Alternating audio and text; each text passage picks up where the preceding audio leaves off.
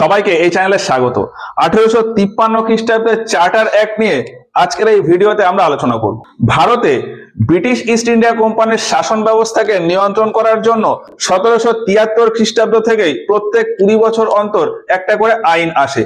এই আইনগুলোকেই বলা হতো চার্টার অ্যাক্ট বা সনদ আইন। লাস্ট 1833 খ্রিস্টাব্দে এই সনদ আইন আসে এবং সেই হিসাবেই 20 বছর পর 1853 খ্রিস্টাব্দে আবারও একটা সনদ আইন আনা হয়। 1853 খ্রিস্টাব্দ আসতে আসতে ভারতের অলমোস্ট সমস্ত কিছুই এই ইস্ট ইন্ডিয়া কোম্পানি বা ব্রিটিশ সরকারের নিয়ন্ত্রণে চলে আসে। ফলে কোম্পানিকে নতুন করে কন্ট্রোল করার মতন আর তেমন কিছু ছিল না, শুধুমাত্র আগের আইনটাকে একটুখানি মডিফাই করে রিনিউ করা হয়। তো এই আইনে কি কি প্রভিশন ছিল এক এক করে আসি।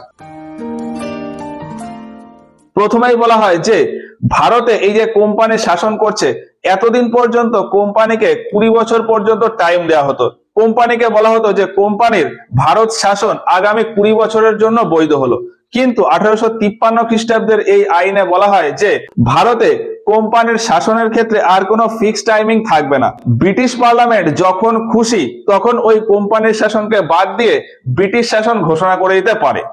আর বর্তমানে ভারতে এই কোম্পানির শাসন চললেও সেটা ওই ব্রিটিশ রাজা বা রানীর নামেই চলবে, সেটা বলা হয়। 1833 খ্রিস্টাব্দের সনদ আইনে ভারতে যে গভর্নর জেনারেল ইন কাউন্সিল ছিল সেটাকে চেঞ্জ করে ইন্ডিয়া কাউন্সিল করা হয়। এখন 1853 খ্রিস্টাব্দের এই সনদ আইনে এই ইন্ডিয়া কাউন্সিলে ছোট্ট একটু মডিফিকেশন করা হয়। এই ইন্ডিয়া কাউন্সিলে যে মেম্বাররা ছিল তারা প্রত্যেকে ভারতের সমস্ত ম্যাটারটাকে দেখতেন। ভারতের ক্ষেত্রে কোনো আইন তৈরির কাজ হোক, অর্থাৎ লেজিসলেটিভ কাজ বা এক্সিকিউটিভ কাজ, এই সমস্ত কাজ এই 4 জন বা 5 জন ইন্ডিয়া কাউন্সিলের মেম্বাররাই দেখতেন। এখন 1853 খ্রিস্টাব্দ আস্তে আস্তে ব্রিটিশ সরকারের আন্ডারে যেহেতু ভারতের এই এত বড় এরিয়া চলে এসছে, এই জন্য দুটো কাজ যাতে ঠিকঠাক ভাবে চলে তার জন্য এই ইন্ডিয়া কাউন্সিলটাকে সেপারেট করে দেওয়া হয়।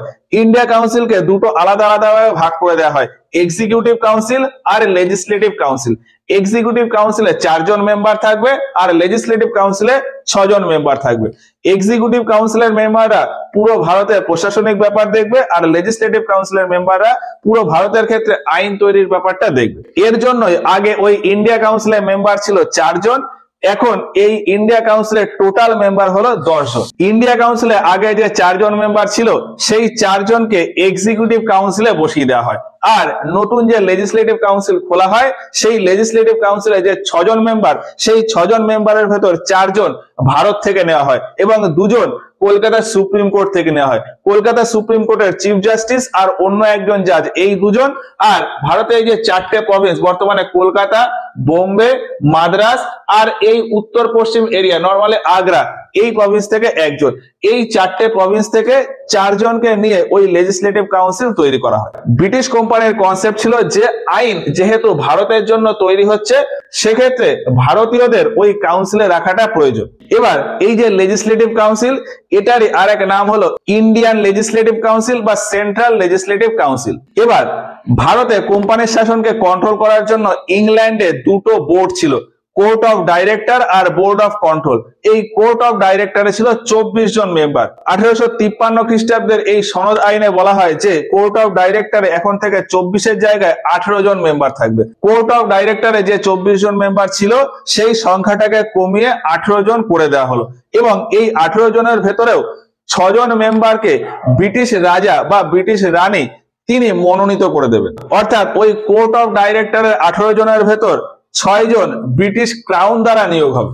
অলরেডি বোর্ড অফ কন্ট্রোলে যে 6 জন মেম্বার তারা ওই ব্রিটিশ পার্লামেন্টের মেম্বার, আর এদিকে কোর্ট অফ ডাইরেক্টরের ভেতর 6 জন মেম্বার ব্রিটিশ ক্রাউন দ্বারা নিয়োগ হয়ে গেল। ফলে এই কোম্পানির পুরো অ্যাডমিনিস্ট্রেশন বা কোম্পানির পলিসির উপর ব্রিটিশ পার্লামেন্টের নিয়ন্ত্রণ আরো বেশি বেড়ে গেল। এবার এই সনদ আইনে সব থেকে গুরুত্বপূর্ণ যে বিষয়টা ইনক্লুড করা হয় সেটা হলো যে ভারতে সিভিল সার্ভিসের জন্য একটা ওপেন কম্পিটিশনের ব্যবস্থা করা। এর আগে ভারতে যে সমস্ত সিভিল সার্ভেন্টরা ছিল তারা লন্ডন থেকে সিলেক্টেড হয়ে আসতো। ওই যে কোর্ট অফ ডাইরেক্টরের মেম্বাররা তারা কোনো একজন ব্যক্তিকে সিভিল সার্ভেন্ট হিসেবে ভারতে পাঠিয়ে দিত।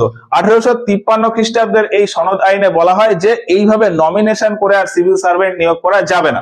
সিভিল সার্ভেন্ট নিয়োগ করতে গেলে এখন থেকে এক্সামের মাধ্যমে আসতে হবে এবং 1853 খ্রিস্টাব্দে এই ওপেন কম্পিটিশনটা চালু হয়ে যায়। এখানে মনে হতে পারে যে সিভিল সার্ভিসের জন্য যখন ওপেন কম্পিটিশন চালু হচ্ছে তাহলে ভারতীয়দের জন্য একটু সুবিধা হলো, কিন্তু না, ব্রিটিশ পার্লামেন্ট শুধুমাত্র খাতায় কলমে ভারতের লোকেদের সুবিধার কথা লিখে দিল। তাদের চিন্তা ভাবনা ছিল অন্য।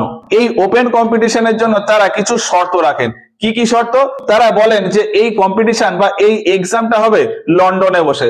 ভারতীয়রা যদি এক্সাম দিতে চায় তাহলে লন্ডনে গিয়ে তারপর এক্সাম দিতে হবে, ভারতে কোনো এক্সাম হবে না। ভারতে সিভিল সার্ভেন্ট নিয়োগের জন্য এক্সাম হবে লন্ডনে বসে, আর এই এক্সামের সিলেবাস হবে লন্ডনে যে স্টাইলে পড়াশোনা হয় বা যে লেভেলে এডুকেশন হয় সেই লেভেলের উপর ভিত্তি করে।